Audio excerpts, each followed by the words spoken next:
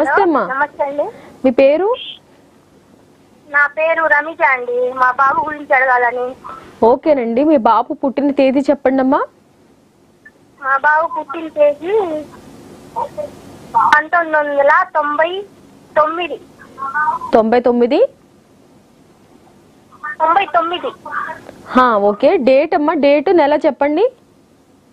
Date December 16 madam. December 16.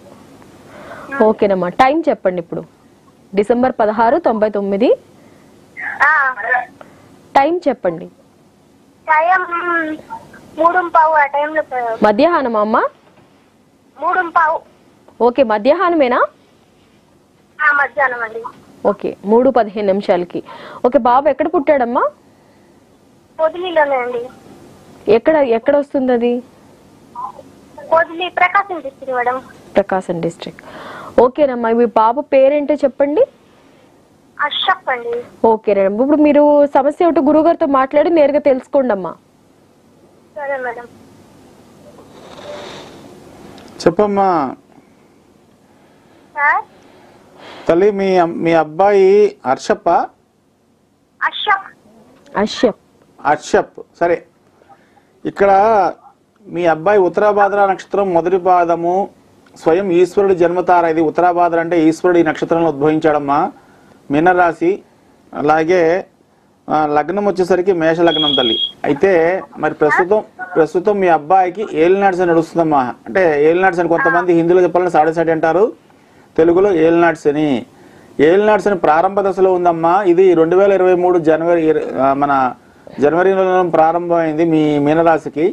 కాబట్టి మీ అబ్బాయికి ఒకటే సలహా, తాను మాట్లాడేటప్పుడు చాలా జాగ్రత్తగా లౌక్యంగా మాట్లాడమనండి. ఎందుకంటే మీ అబ్బాయి మాట తీరు కొంతమందికి తెలుసో తెలియకో కష్టం చేస్తుంది. దానివల్ల ఇతనితో మాట్లాడడం మానేస్తారు, లేదా మీ అబ్బాయికి మాట్లాడడం మానేస్తారు. అంటే ఇక్కడ బంధుత్వాలు తెగుతాయి.